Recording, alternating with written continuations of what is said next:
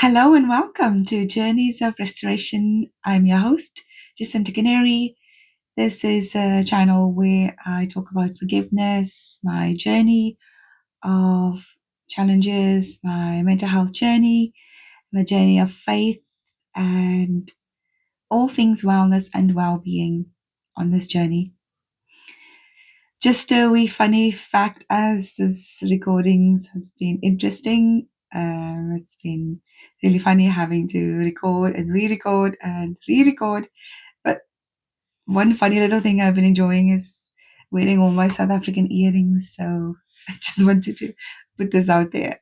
And as I'm looking back on the videos, I'm looking more and more relaxed. So that's also interesting.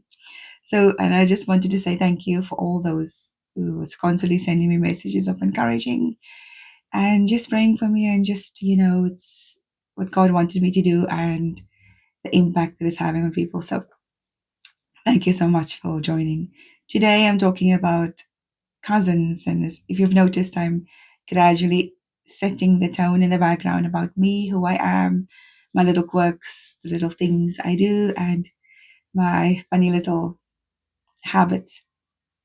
And it was so good to have my sister Ariva on last time. It was really meaningful conversations about her journey too, and she will be back on the show. So more to look forward to, and people's real life journeys with regards to forgiveness and what it means to them. Today I'm talking about cousins, and I've had a few cousins in my life who've really impacted me because they've just been loving and supportive. And I'm not going to mention all of them, but I'm just going to mention the few that impacted me. And the ones that stood out for me was my big cousin Elaine. Uh, she always had like encouragement for me and hugs, and she made jokes with me. And then my cousin Ada, who was born on the same day as me, the 22nd of April, was a little bit older. She's always been there, like a boundary fence wall, just safe. And I just feel I could always trust her, and she always had like a love and affection for me, like affinity. And then her sister Imelda, she was just loving and fun, and she was just joyful. And then Elaine, the first cousin I mentioned, was from my mom's one of his older brothers. She had a little sister Hailey, and she's 2 years younger than me. So me and her used to muck about, and just mom used to give us like money for sweeties, and she would just love having us around, and she was just relaxed. My mom was very strict, and we couldn't really relax around my mom. I had to be in best behavior all the time. And then my wee cousin Claire, from my mom's younger sister, Auntie Veronica, she had this little girl, and I just took a shine to her. Like you have a little baby always have on the hip. You like take her around and you just shine. And she took a shine to me as well. And we are still very close. So, and our journeys have lots of parallels. And I didn't realize that she was so connected to me. When I got married and I left the country, she just felt like, why is she gone? And just kind of like lost contact, because why would I leave South Africa?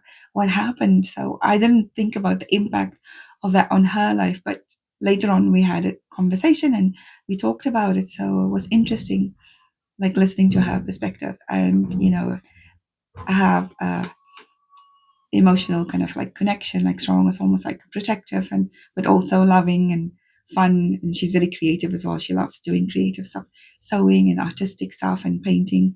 So yeah, so that's a little bit of insight into my cousins. Also, we call people cousins that are mom's friends or sister's children. We call them cousins.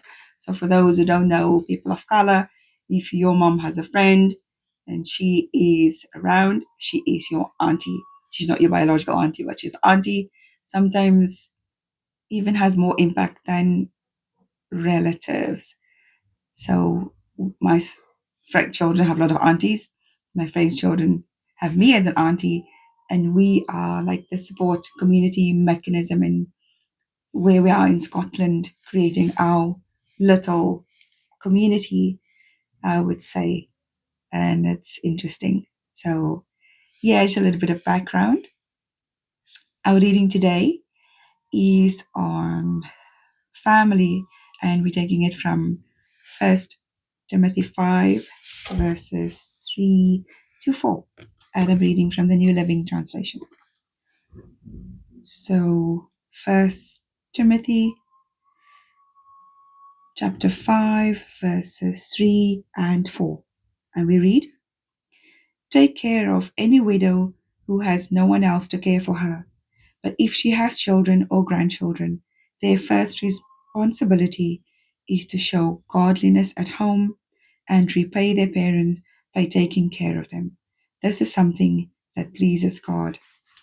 And in that context, I just feel that God is saying we should always be respectful as brothers and sisters, as we are all related in the big family. We might not be biologically connected, but we're connected through God, who sees us as one big group of children that He loves so dearly. And we should always be looking out for each other, but also give each other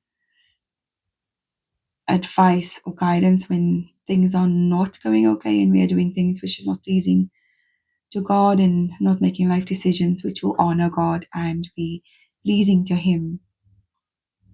And we should always strive, because as in forgiveness, as in relationships and dynamics, there's going to be lots of stops and starts. And we should also be patient with each other, as it's not a quick fix. As I always say, you need to be patient, you need to be understanding, you need to give yourself that understanding and grace. And like my sister Ariva said last week, is walking in grace. So thank you so much for checking in, and I will see you next time. Stay blessed and beautiful. Bye bye, everyone. Have a beautiful day.